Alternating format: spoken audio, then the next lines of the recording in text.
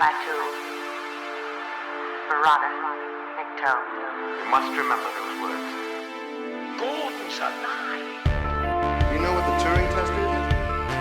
I know Kung Fu. Dead or alive, you are coming with me.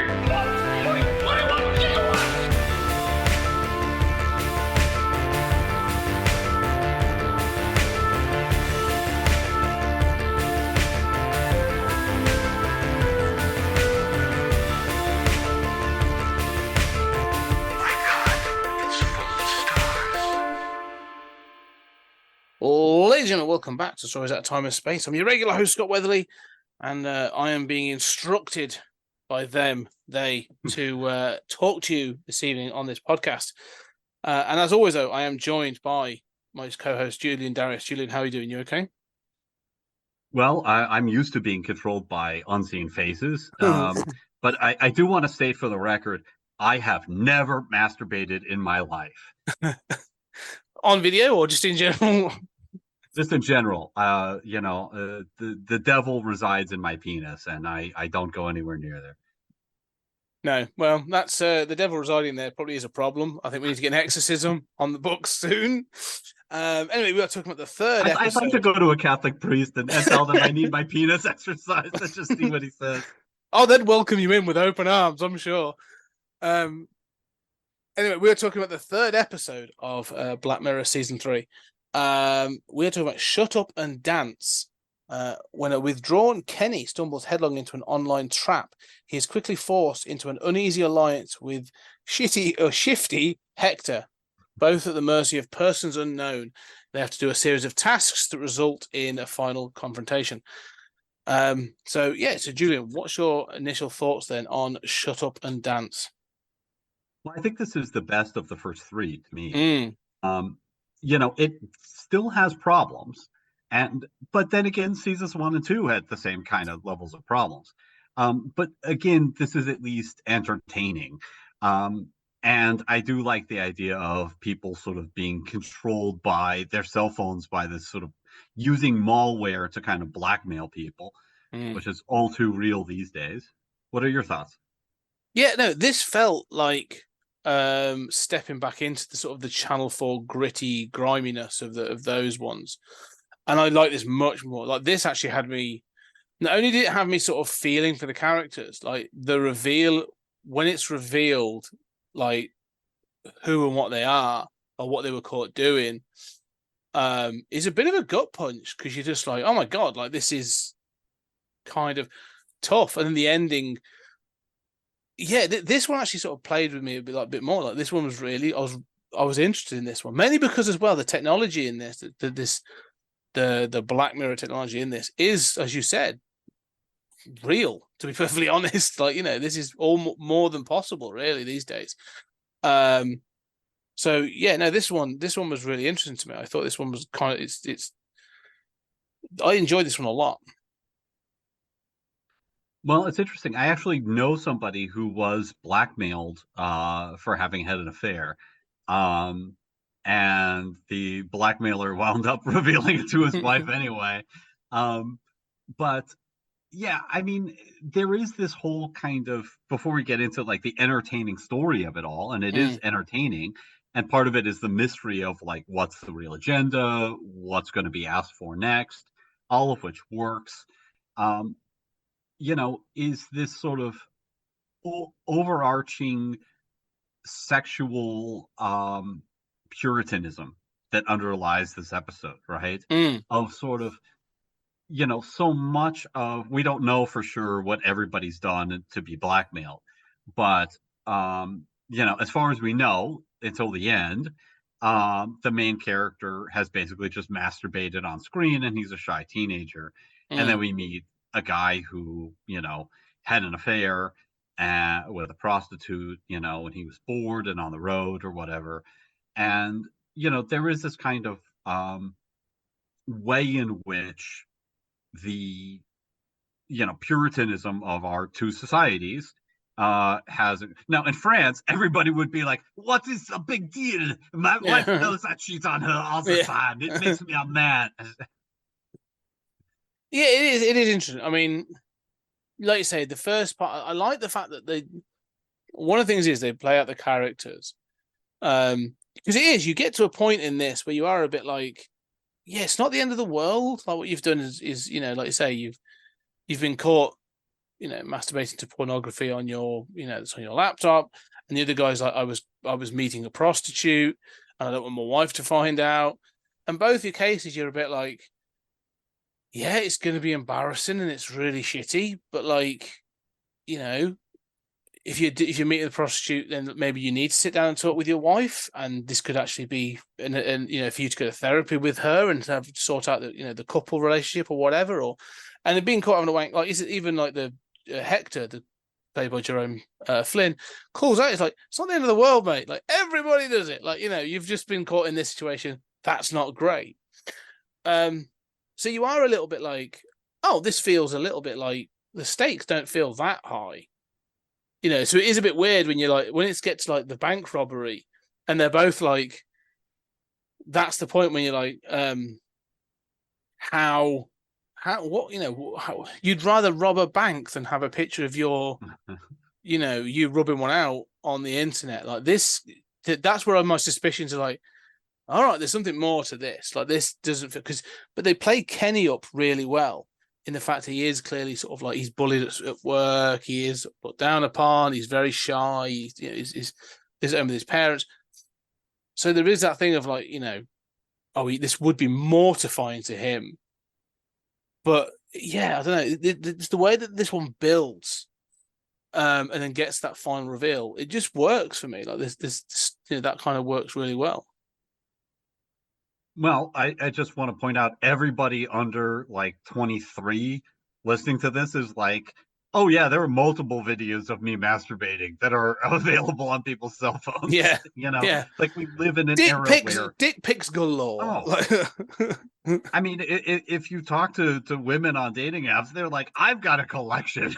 Yeah, like a collage, as it were. Like yeah, I don't understand that. I may be more like Kenny than I want to admit in that respect. I think we're from a different generation. Ooh. I think that's the sort of yeah. But I mean, for a while, you really relate to him in terms of somebody who's shy at that age, right? Of like, oh my God, like in my social circle, they're going to mock me, they're going to tease me, and there is a kind of shame there that I relate to, unfortunately. Yeah, no, I agree. Like, it plays that sort of, like you said, that puritanical sort of thing of like, being caught is almost the sin, isn't it? Not doing it, it's the being caught that is the sin. That's the problem. And that's the sort of bit he's more embarrassed about. And the same for Hector. Like, it's played up that it's a bit like, look, I wanted to just revisit my time as a younger man. I wanted to have a younger woman. Like, he's, I think at this point, Jerome Flynn's probably in his mid to late 40s, and he's like, look, I just wanted a younger woman. Like, so I was going for a sex worker. But if this gets out, like, I'm sort of done for.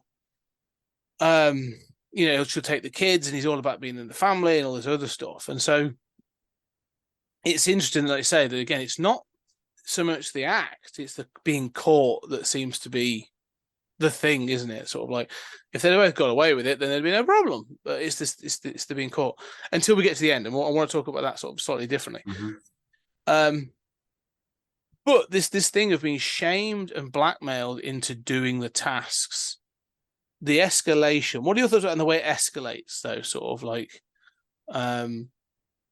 you said you sort of like had some of the problems of past episodes. What sort of things were you thinking around that? Well, mostly that, I mean, like the time thing, it's all timed, and they all kind of do it, but also everybody just complies with this. And, I mean, I get it. We could talk about sort of that revelation at the end later. I don't know that I buy it, but again, it's sort of like, all right, well, if my wife finds out that I hadn't, I went to a 20-year-old prostitute, that's not good, right? But that doesn't necessarily mean the end of a relationship. If it does, you have bigger underlying problems. And maybe you do. Yeah. But, But remember, You know, this is the thing, like I say, with Hector, this is one that's interesting. He's not so bothered about losing his wife. It's a kid. losing the kids. And that's where that's Right. the thing. So that's where I was like, because you say like there's bigger problems. I'm like, oh no, like it clearly states, like it explains like they have bigger problems. But it's not about him losing his wife. He's kind of like, oh, she'll be at the door, but she'll take the kids with her. That's the sort of the kicker. Yeah. No, and you're right. I guess I just sort of feel like, it has a little bit of that kind of like video gamey, I can command people to do anything with this blackmail app. And it sort of presumes that people will comply with it. And I think that once you get to like a bank robbery, I don't think anyone's complying with a bank robbery. I don't think. No, I agree with that. I don't believe anyone's going to do that for anything. I just, that's got to be like you murdering people on tape or something before you're going into a bank and committing a robbery. Especially with that shitty like glasses, like that's not a disguise. That disguise is so bad.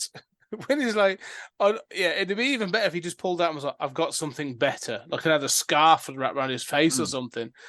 The disguise is so bad, or to obscure his face. No, that is the point. I agree. Like the timing thing, because there's one point where he's got to be somewhere in 45 minutes. And it says it's going to take him 57, but he still makes it, and he seems to make it comfortably on his bike. And so I was a bit like, okay, yeah, well, all right, that's 12 minutes. That's not, when you're on your bike, that's not a small amount of time percentage wise. So I was curious about that. But yeah, and there is this thing around the GPS, which we know is available now, but like, this thing of them, when the woman gets in the car at the petrol station and she's like, oh, I'm just down here towards the train station. The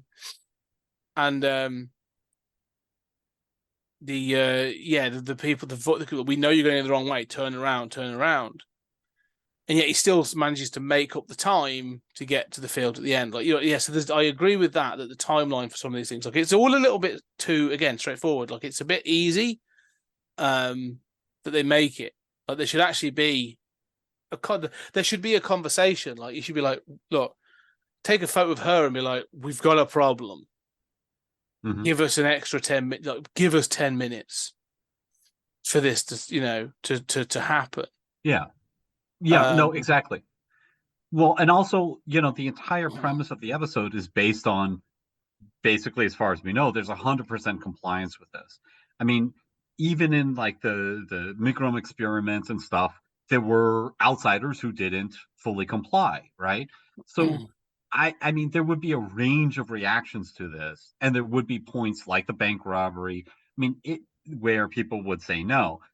But in the world of this episode, everybody complies with everything. Yeah. So why would you put the woman in your car and give her a ride? I mean, they sort of try to come up with an excuse and then they don't. But when you're getting the messages, turn around, you'd say, why don't they suddenly comply there? It's this kind of like, sort of Brooker world that's maybe a little cynical about human nature and is just like, oh yeah, people are really easily blackmailed. Yeah. Oh no.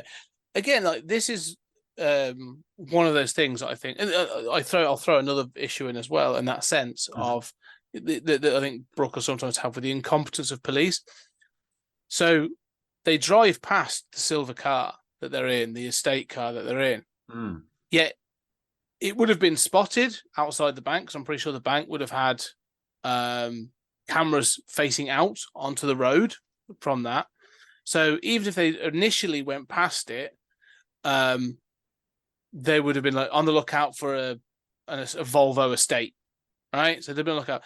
And then there'd have been reports of Volvo estate driving erratically around so-and-so roads. The police should have been all over them by that point. Like, the fact that, like I say, everything in this feels so sort of compliant, but also so easy. Like, the bank robbery doesn't feel like it's a challenge to get away from. Do you know what I mean? Like, they just sort of do it, and then it's like, oh, it happened. We drive away. But there's no really easy to rob a bank. Oh yeah, and the cashier complies. They get the cash. They get in the car. They drive away. They stop at traffic lights. The police go past, and they're fine. Like, we don't want to draw attention to ourselves other than the fact that people have seen this car.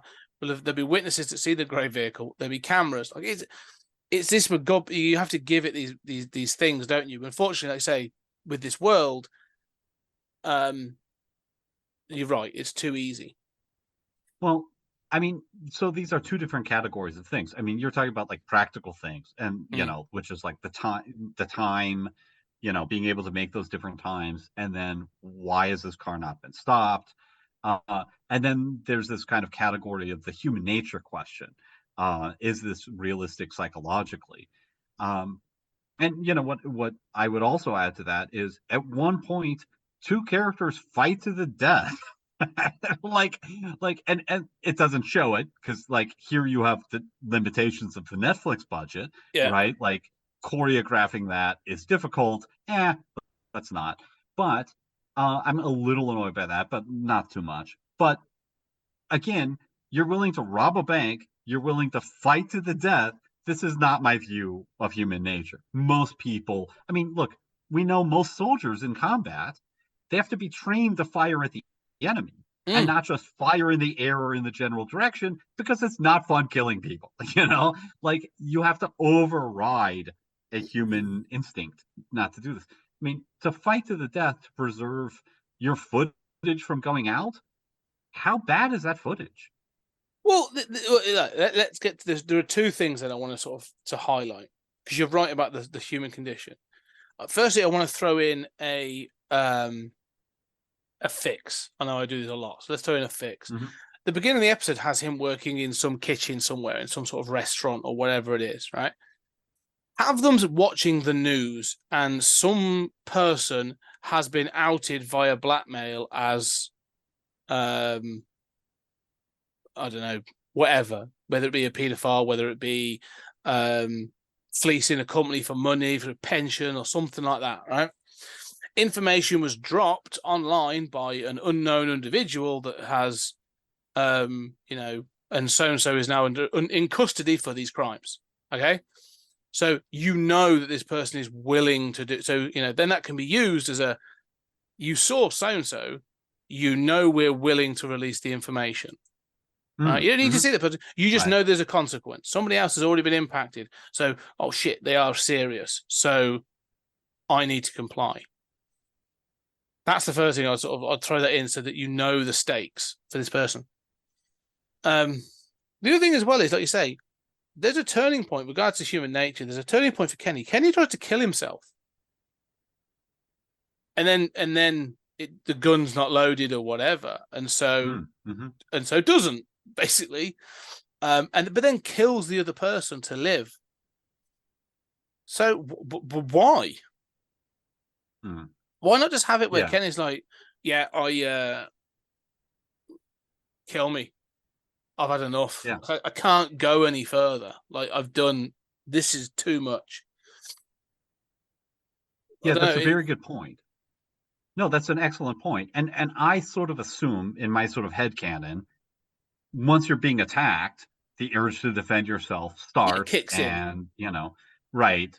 And that's what I assume. But because we're not shown that fight, that's just Julian's imagination. There's no actual support for that. And so, you're entirely correct. And that could be avoided.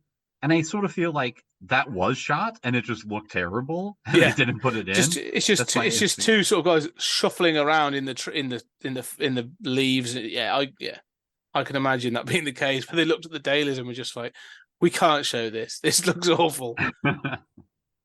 Yeah, that's kind of my guess. But I mean, I can easily imagine the fix for that, right? But no, you're entirely correct. That'd be more of an interesting ending. That'd be an interesting. The police turn up to find that you've got the other guy that was already there, the guy with the drone, has pummeled Kenny to death, and they're like, right, we need to figure this out because, like, now the guy that robbed a bank is dead, and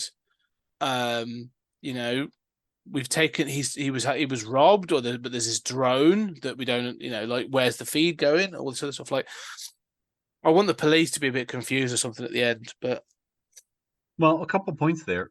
I was going to back up and say, like, the other thing about everyone complying with the blackmail is you never know whether a blackmailer is going to release it anyway. Yeah.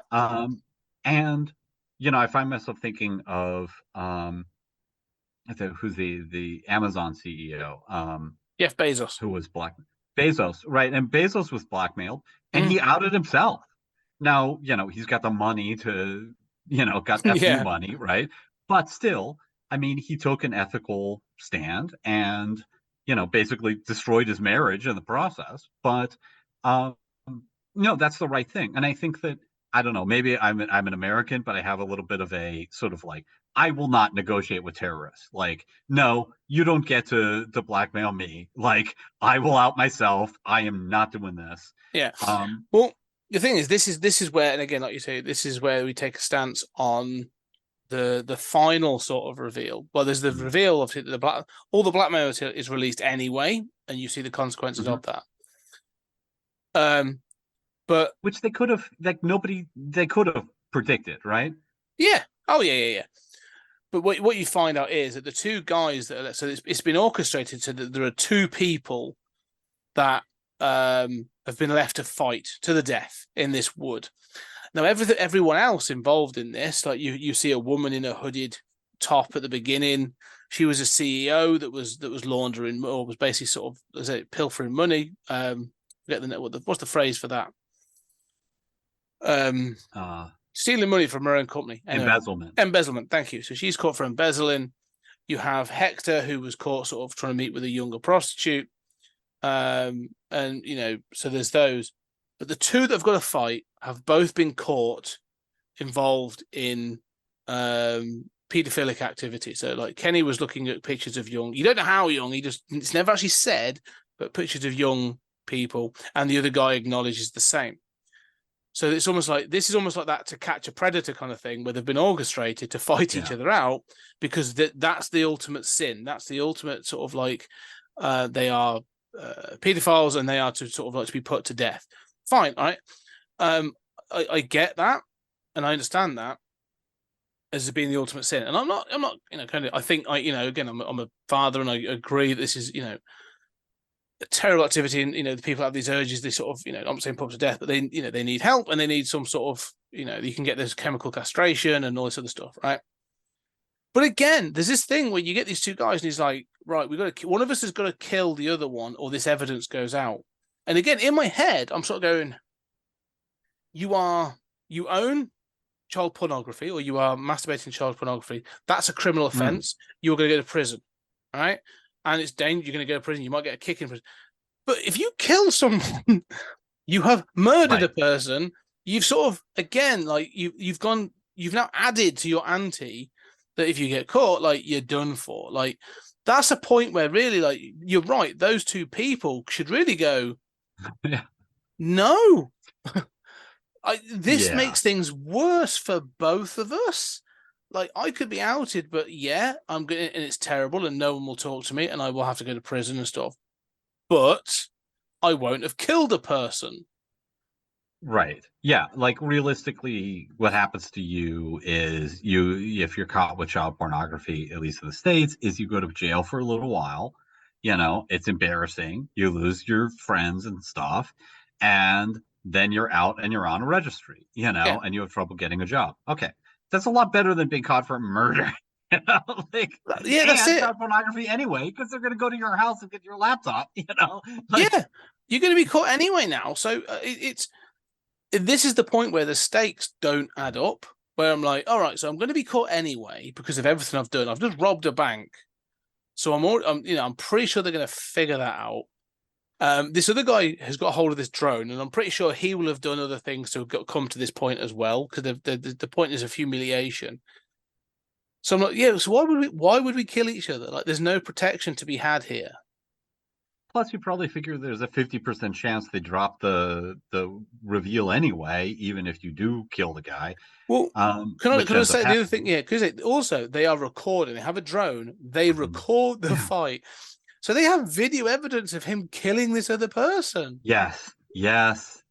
Right. So now, if you think you were in a tough spot before being blackmailed for child porn, now you're being blackmailed for that and straight up killing a guy. Yeah. So yeah, the ending kind of feels a bit odd, but well, so let's back up a second. You said that in that scene with the two of them as they're about to fight, you finally find out that this main character who you had sympathized with, because Kenny, yeah. as far as we know, he's just masturbating. He actually has, looked at child pornography too. That is not clear to me. And help me, I mean, I have little doubt you understand this better than I do. I when they are fighting, it is his opponent who says, I, just, was masturbating, or I looked at some pictures, and, the main character says, me too. And he says, they were young, and we don't get confirmation. No, so yeah, it's the way that they react. So I think you're right. There's no one says 100% that's what I was doing. And I also, but I personally think that's a rating thing. I think that Netflix are having to sort of walk a bit of a line with the way that they talk about this. But the guy that is there with the drone when he turns up says that they were caught. Well, he was caught with the photos. Basically, that's his thing. And they sort of, Kenny's reaction is that thing. He's pulling onto himself, isn't he? He's trying to sort of almost like curl up in a ball whilst being stood up, and he's tearing up and he's terrified, and he keeps sort of nodding at things. And you can tell that the guy's reading him and going like, "All right." And he says like, "You look at pictures," and he sort of nods, and then he says, "How young were they?" Is what he asks him, and Kenny is. It almost, not that it kills him, but it's the thing that pushes him over the edge. Because it's at that point when he pulls out the gun and he's just like, he knows that what he's done is wrong, and that it's like, he's going to be found out and all this other stuff. Like, it's that, to me, it's not so much someone saying, oh, yes, I was looking at da-da-da-da. It's the reaction is like being confronted with even someone suggesting and having been able to sort of like meet him and say, you and I are the same, and I know what you've done and you know what I've done, really sort of like almost makes it real for Kenny. Like up until this point, like the act that kicks all this off, like him being caught masturbating to the child pornography, is horrific, and he's upset by it, and he feels, again, it's that thing of being caught, isn't it? This is the thing. That's what I'm saying. Like, I still think up until this point, if they were to say we will never release this thing, Kenny would be upset, but he'd walk away. All right. But there's this thing of being confronted by someone who is the same and has done the same thing that almost pushes Kenny to a point of like, oh my God, I am what, I'm not danger. I don't know how to say it, but he recognizes it in this thing, of this moment, that like these urges and everything he has are wrong, and the, like it repulses him even more because he's looking at another person that does it as well. Okay, so like in your description, the other person confesses and basically assumes, Kenny has looked at child pornography, and probably what the script calls for is Kenny to have a moment of horror and realization that the audience knows that's a true statement. And then Kenny puts a gun at himself. Yeah. It needs a little more. I agree with that. It needs a little bit more. Maybe a line of dialogue from one. So, we're going to get into sensitive territory. I have been in group therapy with people who have done stuff like that. In the worst case, I had a feeling of strong revulsion in myself, and I had an inexplicable desire to kill that person. To just be like really angry at that person to the point of, partially because they were kind of covering it up in their language and stuff, and I didn't think being dancing around the issue should. Yeah. But and it wasn't exactly this crime, but similar enough. So I sort of feel like his reaction, because it's not said, it didn't work for me. So because it's not said, I sort of felt like that reaction shot was I identified it as sort of my revulsion of like, oh, like I masturbated, but I'm like up against this guy who did this thing that I feel revolted by, rather than revolted in myself. So to me, it's kind of surprise, and it has, every time I've watched this episode, it's been time between, so I've kind of forgotten this. And every time I watch it, when you get to the end, and his family is reacting to the fact that it really is child pornography, I'm shocked by that. So that to me is the when his point mum where calls that and she's like, revelation "Yeah, comes. what you were doing." It was, she said, "Is it like what have you done, Kenny? They're only children," or something like that, or Yeah. pictures of children. Yeah, Yeah, and I'm like, what? yeah, That's news to me. So I sort of, it is possible to read that in a different way, and I kind of saw it as revulsion, what the guy his antagonist is confessing to, versus, yeah. But I you're think, right. You're right. It's meant to be read the way you're reading it. yeah, I think the thing, you get almost a hint of it earlier in the episode, Okay. because is when he and Hector are talking about it, or mostly Hector, and he sort of tells him what he does. He sort of stops himself. Mm-hmm. He says that what he was doing, and then he sort of Mm-hmm. stops, and then Hector sort of takes over and is going, "Oh, that's not so bad." Like you said, there's, like, dick pics galore across the world. It's what I mean, and so he stops himself. It's highlighting that problem, so Yeah, that it. Yeah. Okay. Yeah, that's fair. Yeah. I mean, I don't know. It's also true that, I mean, you were talking as a father. It's also true that, speaking socially, I think the stigma, despite my personal reaction in that instance that I was narrating, I think the stigma against child pornography and this kind of attraction is sometimes damaging. And I think that there are people who have that desire, which I don't, but who have that desire, who might want to get help, might want to get treatment, and who don't dare reach out for it because it is such a stigma that somebody would put a gun to their face, right? yeah, even Upon being confessing it. discovered. Yeah. Right. And I tend to feel that, while obviously I have no sympathy for the Catholic Church, and I have no sympathy for the many people I know who have been, I mean, I have sympathy for the many people I The know who have victims. been raped and molested, Yeah. right? And I have no sympathy for crimes against children like that. I think we would lower that if we, decrease the stigma and said, like any kind of sexuality, this is probably not something somebody can control. And I have sympathy for somebody suffering from it. I don't have sympathy for their actions. But they ought to get treatment, and we ought to, destigmatize this, and try to get people into treatment, and stop treating, you know, somebody who's looking at an image, which is a record of a crime, depending on what's depicted. But I mean, an image is No, I know not what the you're saying. thing, and No, I I know think what you're there are saying. lots of ways in Yeah. which that stigma So is kind of weird. And there's two okay. things. There's two things about this. I think that's interesting. That firstly, within the LGBTQ community, like, obviously, it's there has been a sort of, I'm not saying the community, there was, so within that sort of, I'm trying to put the queer community, Discussion. Yeah.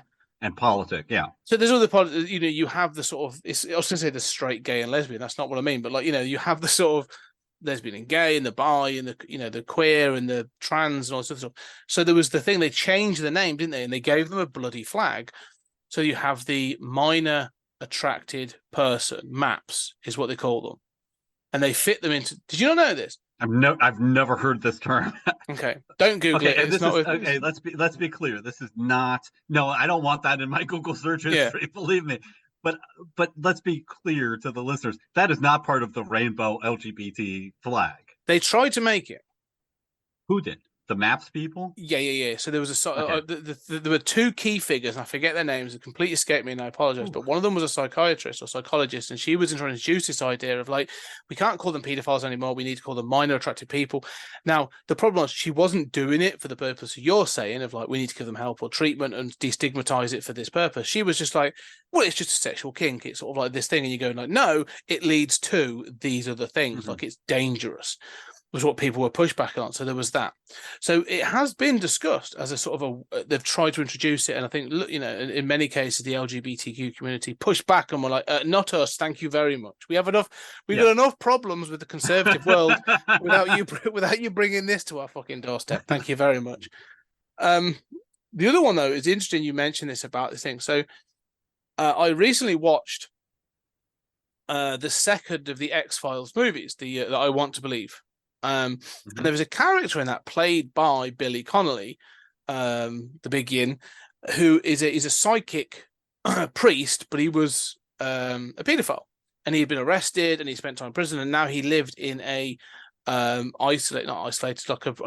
protected, but like a community of registered people. And there's a scene in that where Dana Scully sort of like goes to confront him about something else. And who it might be that the suspect of this other crime is they're pursuing, and he has this it's Billy Connolly can be a very good actor, but there's a scene in that where he says, like, I basically castrated myself and I did it for these reasons. But he says, I sit here in this community and I have to wake up every day and I have to face these other people. And it's not just a reminder of what they do, it's a reminder of the sort of the urges that I had and all this other stuff and this self-revulsion, and this other thing, sort of like this idea. And he actually makes this illusion. He was like, he was a Catholic priest. It's an easy dig, to be fair. But he makes the same point you make. He's like, how could I have ever come forward and said I had these urges? Like, he confronts Dana Scully with this. He's like, yeah, it led to these things, and I feel terrible if I did these things, and I've self-mutilated and stuff. But like, how could I have come forward at any point? Like, this was the 70s when this happened.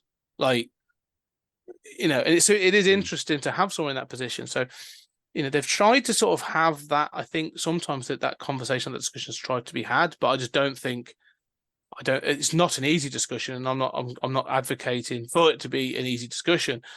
But yeah, you're right. I think a channel for someone to seek help could be interesting. I wonder if I know that, like, if you go to a psychiatrist or a psychologist or a therapist, and you're like, I wake up every day and I have an urge to slit the postman's throat, and basically sort of like wear his head as a hat and walk up and down my street, then that psychologist or therapist is probably going to have to go, look, I know there's doctor-patient confidentiality, but you are a clear and present risk to some poor sod that's delivering your newspapers or your letters.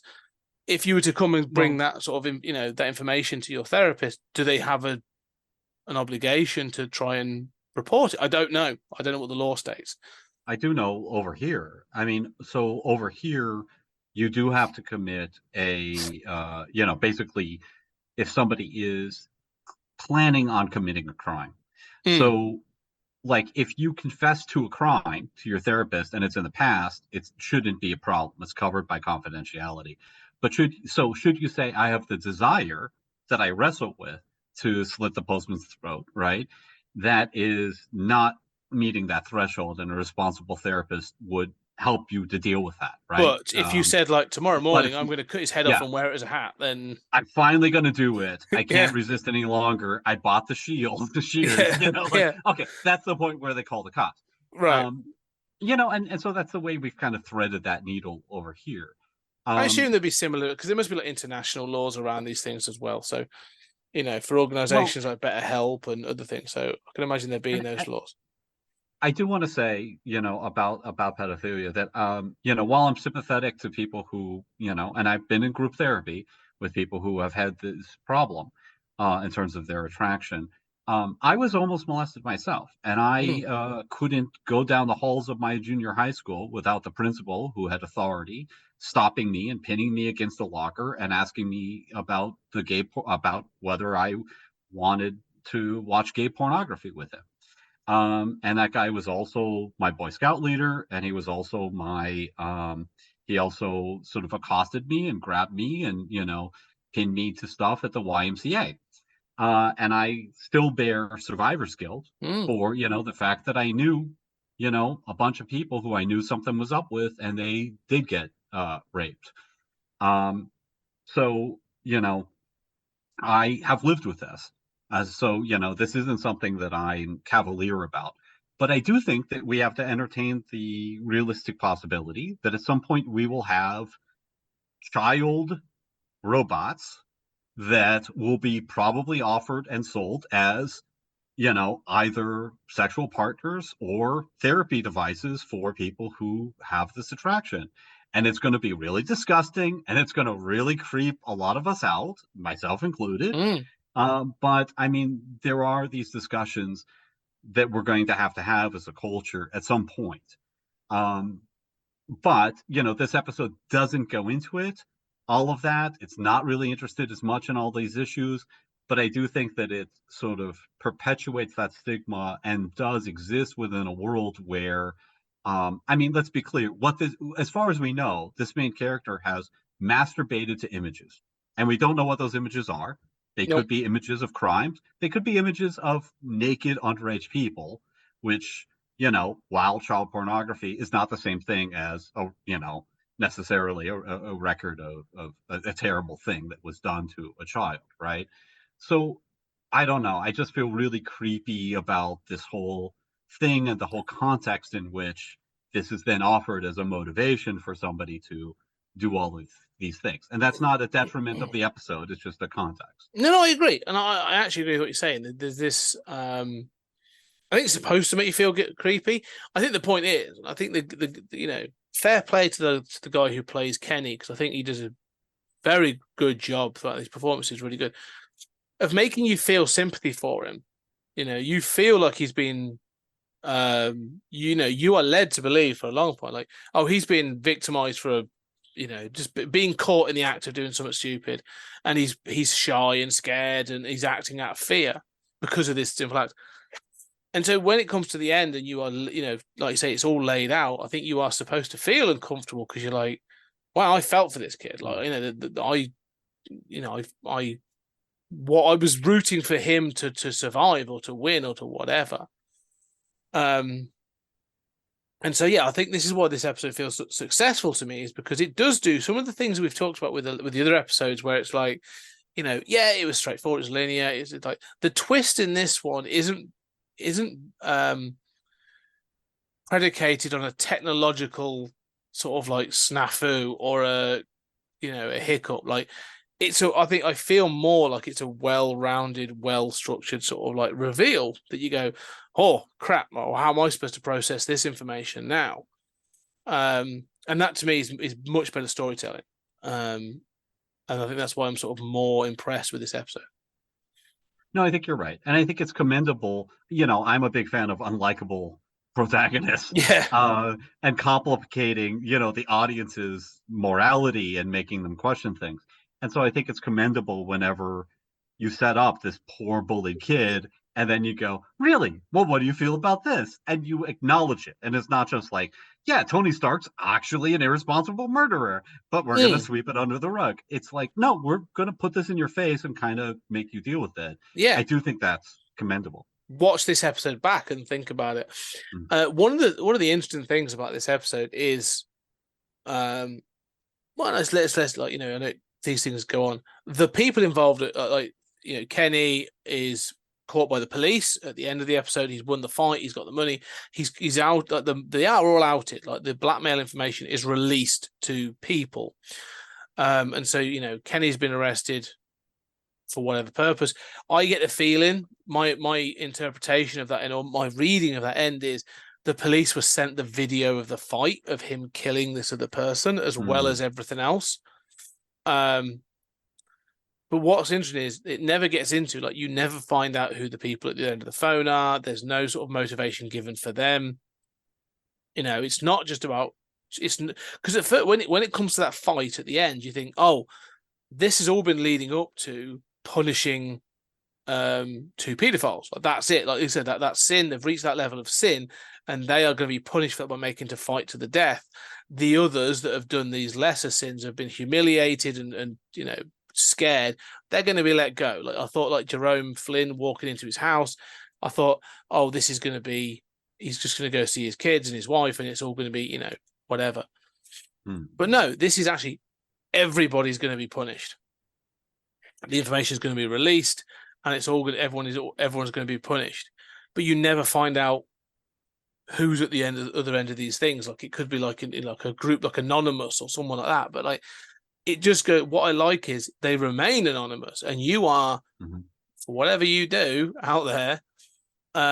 You know, we are sat here on Zoom. My camera's on. I've got, you know, I work on camera all the time.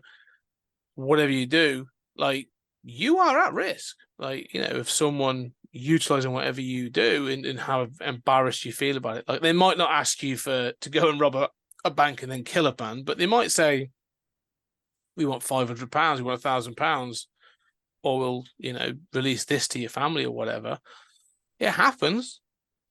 It happens all the time. Yeah. And remember that big like Apple breach where all the celebrity nudes got released and stuff?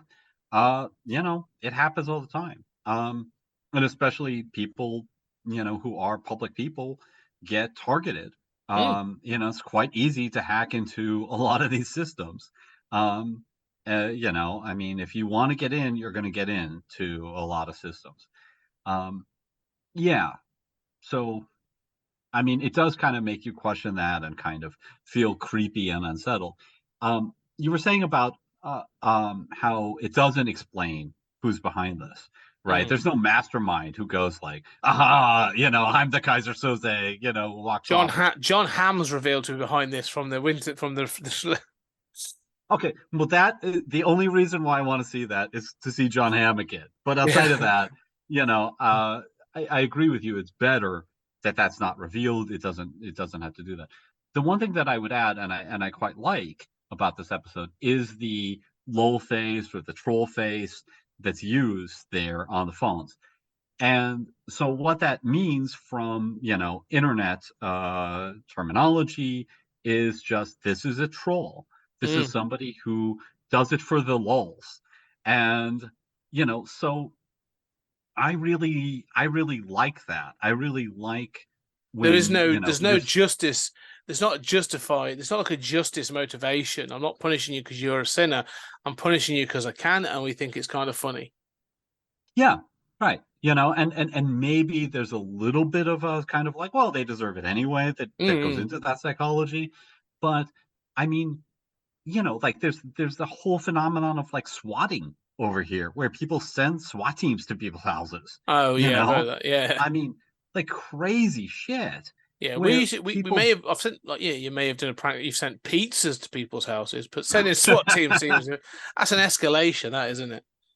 oh yeah, and you know, so I mean, there is this whole sort of, I think, scary from my perspective. I mean, and you see it a lot with, you know, like Q and Trump supporters, and although not exclusively, you know, some, you know, incel communities, some, you know, but you know, there is this whole phenomenon of like, well, why did you do this terrible thing? Why did you make these, you know, I mean, even making like deep fakes of people and releasing them. Well, why did you do this? I did it for the lulz. Like I Yeah. ruined lives for the lulz. And I think, boy, that is a Brooker kind of cynical motivation to have at the heart of this episode. Yeah.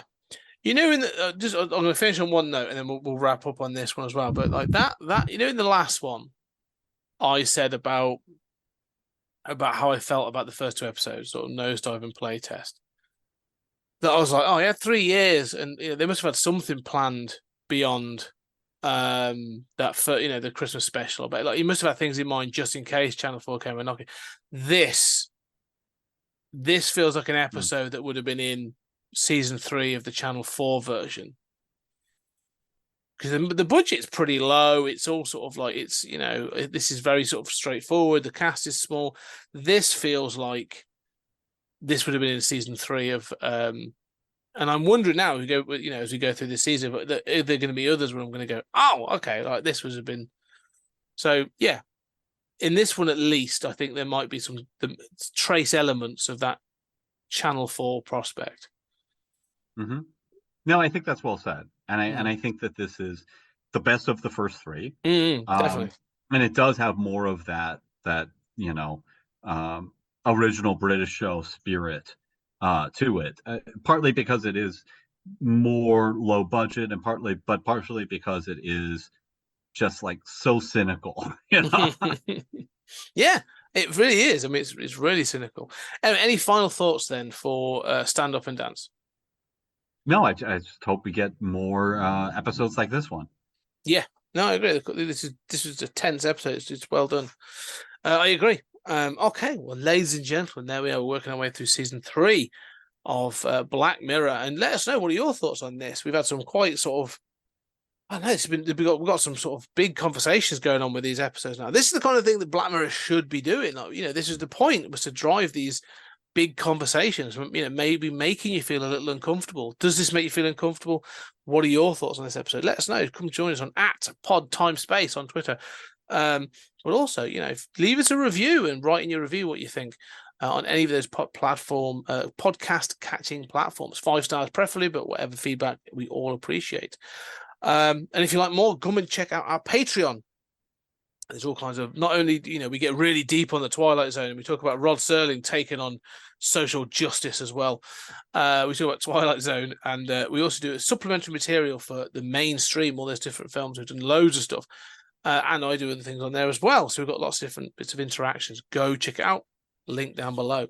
Anyway, Julian, thank you very much. It's been a great episode. My pleasure. Thank you, Scott. I appreciate the opportunity. Nice. It's been fantastic. I really enjoyed it. And ladies and gentlemen, thank you very much. And we'll see you on the next episode.